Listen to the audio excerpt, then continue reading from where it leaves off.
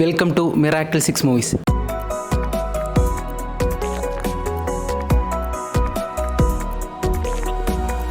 നമ്മൾ ഈ പോസ്റ്ററിൽ കാണുന്നത് നമ്മുടെ മെയിനായിട്ട് ഒരാൾ കാണുന്നത് വെച്ചാൽ അജയ് വാസുദേവാണ്. അപ്പോൾ ആളിന്ന് ഇപ്പോൾ ഇവിടെ ഇല്ല. ഓക്കെ. അപ്പോൾ ഞാൻ കാണുമ്പോൾ ആളുടെ പടങ്ങൾ എന്ന് പറഞ്ഞാൽ എപ്പോഴും സ്റ്റണ്ട് പടങ്ങൾ, ഒരുപാട് പടങ്ങൾ നമ്മൾ കണ്ടിട്ടുണ്ടല്ലോ. ആളുടെ മുന്നേ ഡയറക്ഷനിലായിരുന്നു. ആളും പിന്നണിയിൽ നിന്ന് മുന്നണിയിലേക്ക് മെയിൻ റോളായി വരുന്ന ആദ്യത്തെ പടമാണെന്ന് തോന്നുന്നു. അദ്ദേഹം അഭിനയിച്ചിട്ടുണ്ട്, സിനിമകളിൽ അഭിനയിച്ചിട്ടുണ്ട്. കുറച്ച് ലീഡ് ക്യാരക്ടർ നമ്മൾ ചെയ്യുന്നു. ഇപ്പൊ മന്ദാകിനിയിൽ നല്ല ഉഷാറായിട്ടുള്ള വേഷമല്ലേ പോയിക്കൊണ്ടിരിക്കുകയാണ്.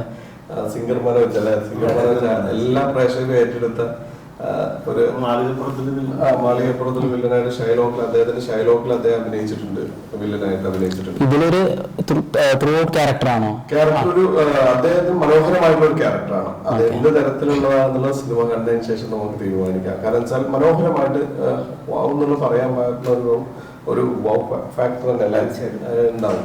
അത് സിനിമ കണ്ടതിന് ശേഷം തീരുമാനിക്കട്ടെ. പ്രേക്ഷകർക്ക് ഒരു ഇത് വെച്ചുകൊണ്ടിരിക്കുകയാണ്. അത് സിനിമകളിൽ സ്ത്രീ കഥാപാത്രങ്ങളുടെ സ്ട്രെങ്ത് കുറഞ്ഞു വരുന്നെന്ന് ഒരു കേൾക്കുന്നുണ്ടല്ലോ നമ്മൾ. അപ്പോൾ അതിനെക്കുറിച്ച് നിങ്ങൾക്ക് എന്താ പറയാനുള്ളത്? പിന്നെ നമ്മുടെ ഈ സിനിമയിൽ, മുറിവ് എന്ന സിനിമയിൽ സ്ത്രീ കഥാപാത്രങ്ങൾക്ക് എത്രത്തോളം പ്രാധാന്യമുണ്ട്, എങ്ങനെയൊക്കെയാണെന്ന് പറയാൻ പറ്റും? 100% സ്ത്രീ കഥാപാത്രങ്ങൾക്ക് പ്രാധാന്യമുണ്ട്. കുട്ടികൾക്ക്, പെൺകുട്ടികൾക്ക് പ്രതികരിക്കുന്ന ഒരു സിനിമയാണ്. അവർക്കത് വല്ലാതെ കണക്ട് ആവും ഇതിൽ. കാരണം 2 പാട്ട് ഇതിൽ കഥ പറയുന്നുണ്ട്. സ്റ്റാർട്ടും ലാസ്റ്റും ഈ 2 പാട്ടിലും പെൺകുട്ടികളിലൂടെ തന്നെയാണ് മറുപടി കൊടുക്കുന്നത്. അവർക്ക് ഉണ്ടാകുന്ന ഒരു ഇൻസിഡന്റ് അല്ലെങ്കിൽ ഒരു അപകടം, ആ അപകടത്തിന് അവർ തന്നെ തിരിച്ചടിക്കണം എന്നുള്ളതാണ്. കാരണം ഞാനത് ആഗ്രഹിക്കുന്ന ഒരു ഡയറക്ടർ കൂടിയാണ്. കാരണം വെച്ചാൽ എന്താണോ പെൺകുട്ടികൾക്ക് തിരിച്ച് അവരുടെ സ്വയം സെൽഫായിട്ട് അവരവരെ സംരക്ഷിക്കാൻ അവർ ബാധ്യസ്ഥരാണ്. അതിന് കഴിവുണ്ടാവണം എന്ന് പറയുന്നത്. പെൺകുട്ടികൾക്ക്, സ്ത്രീകൾക്ക് പ്രാധാന്യമുള്ള, വളരെ കണക്ട് ആവുന്ന, അല്ല ശരിക്കും അമ്മമാരും 2 നായികമാരാണ് ഇതില്.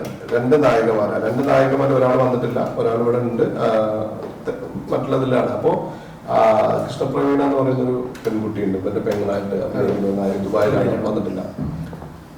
സൂപ്പർ ആയിരിക്കും. അത് ഇന്നത്തെ പെൺകുട്ടികൾ ഏറ്റെടുക്കും. ആവണി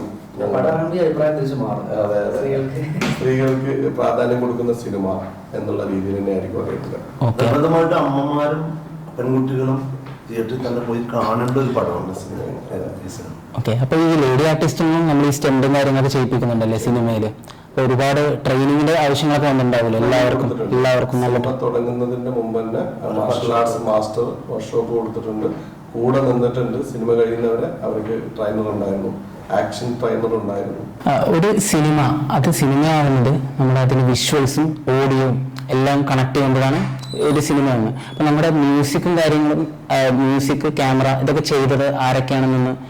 മ്യൂസിക് ഡയറക്ടർ യുനെസ്യോ ആണ്. യുനെസ്യോന്റെ ഒപ്പം നമ്മൾ ചെയ്യുന്ന എന്റെ 3ാമത്തെ ആർട്ടിക്കാണെന്ന് പറയാം അദ്ദേഹം.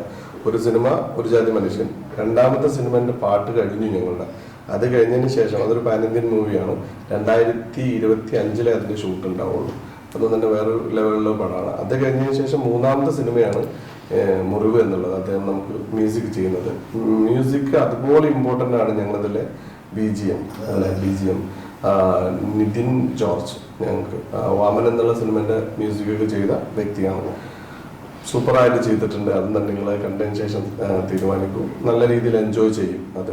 പിന്നെ നമുക്ക് എല്ലാ ഡിപ്പാർട്ട്മെന്റിലും നമ്മൾ അനിൽ രാമൂട്ടി, പിന്നെ നമ്മൾ ക്യാമറ ചെയ്ത ആള്, അവന്റെ പുതുമുഖമാണ്. പക്ഷെ 10-12 വർഷമായിട്ട് നമ്മൾ ഇൻഡസ്ട്രിയിലുള്ള ഹരീഷ് ഹേവി, സജി എന്നാണ് ഞങ്ങൾ എല്ലാവരും വിളിക്കുക.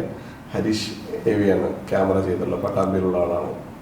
ഇങ്ങനെയാണ് നമ്മുടെ ക്രൂ. അണിയറയിലും മുന്നണിയിലും ഒക്കെ കുറെ പുതുമുഖങ്ങളുണ്ട്, എക്സ്പീരിയൻസ് ആയിട്ടുള്ള ഒരുപാട് പേരുണ്ട് കേട്ടോ. നമ്മൾ ഈ പുറകെ പോസ്റ്റർ കാണുന്നുണ്ടല്ലോ, നമ്മുടെ മുറിവിന്റെ പോസ്റ്റർ ഉണ്ട്. അപ്പൊ അതിൽ കാണുന്ന എല്ലാവരും ആരൊക്കെയാണെന്ന് ജസ്റ്റ് ഒന്ന് പറയാം. പോസ്റ്റർ ഇഷ്ടപ്പെട്ടില്ലേ? നല്ല പോസ്റ്റർ, ട്രailer ടീസർ ഒക്കെ ഓക്കെ ആണെന്നുള്ള രീതിയിൽ. മുഹമ്മദ് റിയാദ് എന്ന് പറയുന്ന നമ്മള് മുണ്ടെടുത്തിട്ടുള്ള അദ്ദേഹം ലീഡ് ക്യാരക്ടർ ചെയ്യുന്ന മാസ്റ്റർ രഘുവരൻ എന്ന് പറയുന്ന ഒരു ക്യാരക്ടർ ചെയ്യുന്ന ആളാണ്. ഇതിലെന്താ പറയുക, ഒരാള് മാത്രമല്ല നായകൻ. അദ്ദേഹം നായകനാണ്. സൈക്കോ ചെയ്യുന്ന കഥാപാത്രം ഷാറൂഖ് കിച്ചു, അദ്ദേഹം ലീഡ് ക്യാരക്ടർ ചെയ്യുന്ന ആളാണ്. പിന്നെ ഭഗത്തിന്റെ റോള് ചെയ്യുന്ന ആള്, ഇവനും അതിനോടൊപ്പം തന്നെ നിൽക്കുന്ന. ഇവർക്കൊക്കെ എല്ലാവർക്കും സ്പേസ് ഉണ്ട്, എല്ലാവർക്കും അവരുടേതായ കൃത്യമായിട്ടുള്ള റോളുകൾ ചെയ്യുന്ന ആൾക്കാരാണ്. അതേപോലെ തന്നെ ഒപ്പാണ് ഈ മാസ്റ്റർ രഘുവിന്റെ കൂട്ടുകാരനായിട്ടുള്ള പോലീസുകാരനാണ് ഇദ്ദേഹം. അപ്പോൾ ഫസ്റ്റ് മുതൽ ലാസ്റ്റ് വരെ എല്ലാ കഥാപാത്രങ്ങളും ഒരുപോലെ കൊണ്ടുപോയി കൊടുക്കുക, അതേപോലെ അവർക്കൊക്കെ ആ സ്പേസിൽ നിന്നിട്ട് കറക്റ്റായിട്ട് വർക്ക് ചെയ്യുക എന്നുള്ളതാണ് ഈ സ്ക്രിപ്റ്റിന്റെ ഏറ്റവും വലിയ ഒരു ഇത് പ്ലസ് ഉണ്ടായിരുന്നത്. നമുക്ക് കുറച്ച് ബുദ്ധിമുട്ടും അങ്ങനെയായിരുന്നു. അപ്പോൾ ഒരു ആർട്ടിസ്റ്റ് പോലും വന്നിട്ട് പിന്നെ ഷൂട്ടിങ് കഴിയുന്നവർ തിരിച്ചു പോയിട്ടില്ല. എല്ലാവരും ഒറ്റ വന്നു, ഒന്നിച്ചു നിന്നു, എല്ലാം കഴിഞ്ഞതിന് ശേഷം ബാക്ക് പറഞ്ഞിട്ട് അവർ പോയത്. അജയേട്ടൻ മാത്രമാണ് ഈ പറഞ്ഞ പോലെ കുറച്ച് ഇതായിട്ട് പോയത്, എമർജൻസി അദ്ദേഹത്തിന്റെ വർക്ക് കഴിഞ്ഞിട്ട് പോയത്. പിന്നെ നിഷാദ് ഗോയ, നമ്മളെ അജയേട്ടനോടൊപ്പം തന്നെ നല്ലൊരു ക്യാരക്ടർ ചെയ്യുന്ന നമ്മളെ സ്ക്രിപ്റ്റ് റൈറ്ററാണ്, അദ്ദേഹം പ്രൊഡ്യൂസറാണ്, ഇപ്പോൾ ഡയറക്റ്റ് ചെയ്യുന്നു. നിഷാദ് ഗോയ ഇതിൽ മനോഹരമായിട്ടൊരു കഥാപാത്രത്തെ ചെയ്തിട്ടുണ്ട്. അദ്ദേഹത്തിന്റെ ആദ്യത്തെ സിനിമയാണ്, അഭിനയിക്കുന്ന ആദ്യത്തെ സിനിമയാണ് എൻ്റെ സിനിമ. അപ്പോൾ നല്ല രസകരമായില്ല. പിന്നെ കൃഷ്ണപ്രവീണ ഒരു നായിക, അവള് ദുബായിൽ മോഡലാണ്, അവർ വന്നിട്ടില്ല, സിനിമ കാണാൻ എന്തായാലും എത്തുമെന്ന് വിചാരിക്കുന്നു. പിന്നെ സോണ ഫിലിപ്പ് അല്ലെ, കൊച്ചിക്കാരിയാണ് മറ്റൊരു നായിക. പിന്നെ ഇതിലൊരു വേലക്കാരിയുടെ വേഷം ചെയ്ത ചേച്ചി, പിന്നെ ഒരു അച്ഛനായിട്ട് എല്ലാവരെയും നമ്മളെന്താ അറിയോ മനസ്സിൽ നിൽക്കും. ഇപ്പൊ ഞാൻ പറയുകയാണെങ്കിൽ കരുമാടിക്കുട്ടൻ എന്നുള്ള സിനിമ കഴിഞ്ഞാൽ തെങ്ങുമ കയറുന്ന ഒരു ക്യാരക്ടർ പോലും നമ്മളെ മനസ്സിലില്ലേ, അതുപോലെ എല്ലാ ക്യാരക്ടറിനെയും മനസ്സിലെടുത്ത് ഫസ്റ്റ് മുതൽ ലാസ്റ്റ് വരെ ഒരു കൺഫ്യൂസും ഇല്ലാതെ പ്രേക്ഷകർ കണ്ട് കുറച്ച് സങ്കടപ്പെട്ട് കുറച്ച് ഇമോഷണലായി അവസാനം ഹാപ്പി ആയിട്ട് ഇറങ്ങി പോകുന്ന ഒരു സിനിമയായിരിക്കും. ശരിയല്ലേ? അല്ലേ? അതാണ് സിനിമ മുഴുവൻ. ഇത്രയും കാര്യങ്ങൾ പറഞ്ഞു. അപ്പോൾ സാറിനെ തന്നെ മോൻ ഇതിൽ അഭിനയിക്കുന്നുണ്ടെന്ന് കേട്ടു. അപ്പോ അതിനെ കുറിച്ചൊന്നും പറഞ്ഞില്ല. ഇത്രയും പറഞ്ഞാല് ഇതില് ഒരു ക്യാരക്ടർ ചെയ്യുന്ന ഷാറുഖ് ഷമീർ എന്ന് പറയുന്നത് നമ്മുടെ ഡയറക്ടറുടെ മകനാണ്. വളരെ അദ്ദേഹത്തിൻ്റെ രണ്ടാമത്തെ പടമാണ്. ആദ്യത്തെ പടത്തിലും അദ്ദേഹം നായകനായിട്ട് തന്നെയാണ് അഭിനയിച്ചത്.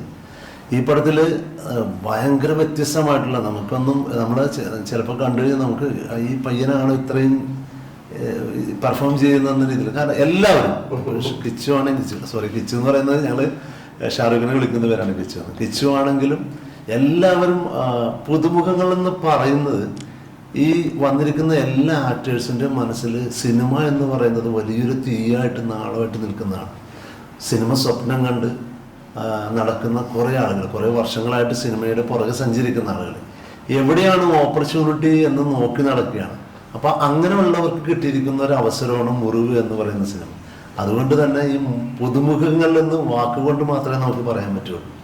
സ്ക്രീനിൽ നമുക്ക് ഒരിക്കലും അവരെ പുതുമുഖങ്ങളായിട്ട് തോന്നില്ല. ആ രീതിയിലാണ് എല്ലാവരും പെർഫോം ചെയ്യുന്നത്. അതുപോലെ തന്നെ മകനാണ് എന്നുള്ളൊരു കൺസെഷൻ ഒന്നും ഞാൻ കൊടുത്തിട്ടില്ല. കാരണം വെച്ചാൽ അതില് പലർക്കും ഷൂട്ട് കഴിയാറാകുമ്പോഴാണ് ഇവൻ മകനാണെന്ന് പറയുമ്പോൾ മകനായിരുന്നു ശരിക്കും നമുക്കും അറിയില്ല.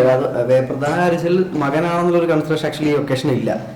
അത് ഭയങ്കര ഒരു ക്വാളിറ്റിയാണ്. കാരണം അല്ലെങ്കിൽ ഡയറക്ടർ മൂന്ന് ആ മറ്റുള്ള നിൽക്കുമ്പോൾ ഒരു അടുപ്പൊക്കെ നമുക്ക് കാണാൻ പറ്റും. പക്ഷെ ഈ സിനിമയിൽ അങ്ങനെ ഒരു കാര്യമില്ല. മകനാണെങ്കിൽ മകനൊക്കെ ഫ്രെയിമിന്റെ ഫ്രണ്ടിൽ ചെന്ന മകനില്ല, ആർട്ടിസ്റ്റ് ആ രീതിയിലാണ്. നമ്മൾക്ക് ഒരു ശരിക്കും പറഞ്ഞാൽ അറിയില്ലായിരുന്നു. കാരണം ഞാൻ കിച്ചുവൊക്കെ ഒന്നിച്ചാണ് അഭിനയിക്കുന്നത്, കിച്ചുക്കും ഷാരൂഖ്. അപ്പൊ എനിക്കും അറിയില്ല അത് പുള്ളിയുടെ മകനാണല്ലേ സാറിന്. അപ്പൊ ഞങ്ങൾ പറയാണ്ട് ഇടയ്ക്ക് സാറ് വഴക്ക് പറയാൻ ഇങ്ങനെ കൂട്ടത്തിൽ നിന്ന് പറയും ഈ സാറിന്റെ കാര്യം. അപ്പൊ മറ്റേ പറയാം ഒന്നും പറയല്ലേ എന്തൊരു എന്റെ വാപ്പയത്. അപ്പൊ ഞങ്ങൾ ഓർക്കാറില്ല ഒരു വാപ്പയാണ് അപ്പഴായി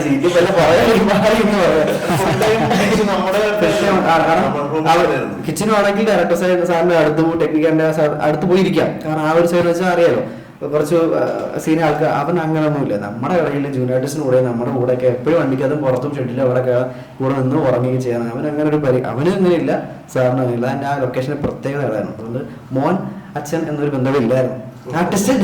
ഒരു ക്രിഞ്ച് ചോദ്യമാണ് എല്ലാവരും ചോദിക്കുന്ന പോലെ. ജസ്റ്റ് ഇപ്പോൾ നമ്മുടെ ഷമീർ ഖാനെ റേറ്റ് ചെയ്യണമെങ്കിൽ ഔട്ട് ഓഫ് 10 സ്റ്റാർസ് എത്ര സ്റ്റാർസ് കൊടുക്കും? ഔട്ട് ഓഫ് 10 ഡയറക്ടർ നിൽക്കേണ്ട എന്താണ് കൊടുക്കും. കാരണം വെച്ചാൽ അത് ഫുള്ളി പാക്കേജ് ആണ്. അപ്പൊ നേരത്തെ ചോദിച്ചില്ലേ ഏത് തരമാണ് എടുക്കുന്നത്, ആക്ഷൻ ആണോ റൊമാൻസ് ആണോ?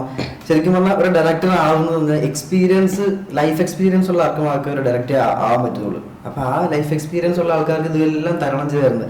ആക്ഷൻ ആണെങ്കിലും റൊമാൻസ് ആണെങ്കിലും കഷ്ടപ്പാടാണെങ്കിലും ദുരിതമാണെങ്കിലും എന്താണെങ്കിലും അവർ എക്സ്പീരിയൻസ് ആവണം. എനിക്ക് തോന്നുന്നു അങ്ങനെയാണെന്നോ. ലൈഫ് എക്സ്പീരിയൻസ് ഉള്ള ആൾക്കാർക്കാണ് ഡയറക്ട് ചെയ്യാൻ പറ്റുന്നത് അല്ലേ? എങ്കിലും ആൾക്ക് പറഞ്ഞു കൊടുക്കാൻ പറ്റുള്ളൂ. ഞാൻ പറഞ്ഞു എനിക്ക് കുറെ എക്സ്പീരിയൻസ് ഉണ്ട്. അപ്പൊ ഞാൻ പൈസ ഇല്ലാത്ത അവസ്ഥ വന്നിട്ടുണ്ട്.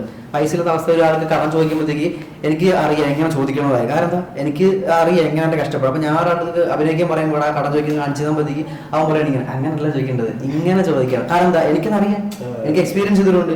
റൊമാൻസ് ചെയ്യുമ്പോൾ പച്ചയായ റൊമാൻസ് എന്ന് വെച്ചാൽ ആ ഒരു വേറെ രീതിയാണ്. ഇപ്പൊ ഒരു 2010 കാലഘട്ടത്തിൽ റൊമാൻസ് എന്ന് വെച്ചാൽ ഇന്ന് ഫോണൊക്കെ ഉണ്ട്, അന്ന് ഫോണില്ല. ലവ് ലെറ്റർ തന്നെയാണ്. ലവ് ലെറ്റർ കൊടുക്കുന്ന രീതി ഒരു രീതിയുണ്ട്.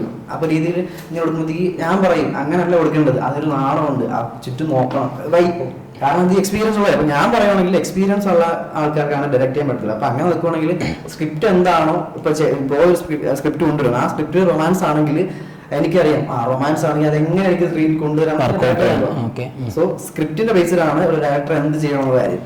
അപ്പോൾ അങ്ങനെ നോക്കുകയാണെങ്കിൽ സാറിന് ഇത് റൊമാൻസ് ഉണ്ട്, ആക്ഷൻ ഉണ്ട്, മാസം ഉണ്ട്, എല്ലാം ഫുള്ളി പാക്കേജ് ഉണ്ട്, എല്ലാം ഉണ്ട്. അപ്പൊ അങ്ങനെ ഞാൻ 10 എന്താ ഡയറക്ടർ ഷമീർ ഭായിനെ കുറിച്ച് ഇപ്പോൾ മാർക്ക് കൊടുക്കുന്നതിനെ കുറിച്ച് നമ്മുടെ ശിവയുടെ അടുത്ത് ചോദിച്ചപ്പോൾ ഞാൻ പറയുകയാണെങ്കിൽ ഞാൻ ഷമീർ ഭായിയുടെ ഒരു ഫ്രണ്ടായിട്ട് വന്ന ആളാണ്. അപ്പോൾ കുറച്ചുകൂടി എനിക്ക് അധികം അദ്ദേഹത്തെ മനസ്സിലാക്കാൻ കഴിഞ്ഞിട്ടുണ്ട്. എനിക്കറിയാം സുഹൃത്ത് ബന്ധാണെന്നും പറഞ്ഞുകൊണ്ട് നമ്മൾ ലൊക്കേഷനിൽ പോകാൻ പറ്റില്ല, ഫ്രണ്ടിലേക്ക് ഞാൻ പുള്ളി ഓടിച്ചു വിടും. എന്തായാലും എൻ്റെ അറിവിൽ 19-ാമത്തെ വയസ്സിൽ സിനിമ പഠിക്കാനായിട്ട്, സിനിമയിൽ പ്രവർത്തിക്കാനായിട്ട് ഇറങ്ങി തിരിച്ച ഒരു ആളാണ് ഷമീർ ഭായ്. തമിഴിലും അതുപോലെ കന്നഡയിലും ഒരുപാട് സിനിമകളിൽ പ്രവർത്തിച്ചിട്ടുണ്ട്. മലയാള സിനിമയുടെ പല മേഖലകളിൽ ഡയറക്ഷൻ അസോസിയേറ്റ് ആയിട്ടും അസിസ്റ്റൻ്റായിട്ടും പ്രൊഡക്ഷൻ സൈഡിലും ക്യാമറ അസിസ്റ്റൻ്റായിട്ടും മേക്കപ്പിൽ വരെ എനിക്ക് തോന്നുന്നു പുള്ളി അസിസ്റ്റൻ്റായിട്ടൊക്കെ പോയിട്ടുണ്ട്. അങ്ങനെ സിനിമയുടെ എല്ലാ മേഖലയിലും സഞ്ചരിച്ച ഒരാളാണ്. സിനിമയെ പഠിക്കാൻ വേണ്ടി ജീവിതം മാറ്റിവെച്ച് അങ്ങനെ പോയ ഒരാളാണ്. അപ്പം അതുകൊണ്ട് അദ്ദേഹം ചെയ്യുന്ന സിനിമകൾ, അദ്ദേഹത്തിൻ്റെ കാഴ്ചപ്പാട്, ഒരു സിനിമ എങ്ങനെയായിരിക്കണം നല്ലൊരു കാഴ്ചപ്പാടുണ്ടാവും. ആ കാഴ്ചപ്പാടിലൂടെ ഉണ്ടായിരിക്കുന്ന ഒരു ചിത്രമാണ് മുറിവ്. തീർച്ചയായും മുറിവ് കാണാൻ വരുന്ന പ്രേക്ഷകരെ നിരാശപ്പെടുത്തില്ല. 100% മനസ്സ് നിറഞ്ഞ സന്തോഷത്തോടുകൂടി നല്ലൊരു സിനിമ ആസ്വദിക്കാൻ പറ്റി എന്ന ചാരിതാർത്ഥ്യത്തോടു കൂടി അവർക്ക് തിയേറ്ററിൽ നിന്നും പോകാം. ഇതാണ് എനിക്ക് പറയാനുള്ളത്. റേറ്റ് എന്തായാലും ഞാൻ കൊടുക്കുകയാണെങ്കിൽ 10-ൽ 11 കൊടുക്കേണ്ടി വരും. അതിനപ്പുറം ഫുള്ള് തന്നെ കൊടുക്കേണ്ടി വരും. നമ്മുടെ മലയാളി പ്രേക്ഷകരോട് എന്താണ് പറയാനുള്ളത്? തീർച്ചയായിട്ടും ഞങ്ങളുടെ സിനിമ ജൂൺ 14-ാം തീയതി ഞങ്ങളുടെ ജയ് വാസുദേവൻ എന്ന് പറയുന്ന മാസ് ഡയറക്ടറും നിഷാദ് കോയ എന്ന് പറയുന്ന റൈറ്ററും ആക്ട് ചെയ്ത മുറിവ് എന്ന സിനിമ ജൂൺ 14-ാം തീയതി ഇറങ്ങുകയാണ്. അതിനോടൊപ്പം തന്നെ ഇവരോടൊപ്പം പുതുമുഖങ്ങൾ അണിനിരക്കുന്ന സിനിമ. അപ്പോൾ എല്ലാവരും കുടുംബത്തോടൊപ്പം, അതായത് ഇപ്പോൾ ഞാൻ പറയുന്നു എന്നോട് അവസരങ്ങൾ ചോദിക്കുന്ന ഒരുപാട് പുതുമുഖങ്ങൾ, ഏറ്റവും കുറഞ്ഞത് അവരെങ്കിലും കുടുംബത്തോടൊപ്പം വന്ന് ഈ സിനിമ കാണണം. കാരണം നാളെ അവരെ വെച്ചിട്ട് എനിക്കൊരു സിനിമ എടുക്കണമെങ്കിൽ ഈ സിനിമ വിജയിക്കണം തീർച്ചയായിട്ടും. അപ്പോൾ എല്ലാവരും ജൂൺ 14-ാം തീയതി സിനിമ കാണണം, ഞങ്ങളെ സപ്പോർട്ട് ചെയ്യണം. Okay, thank you.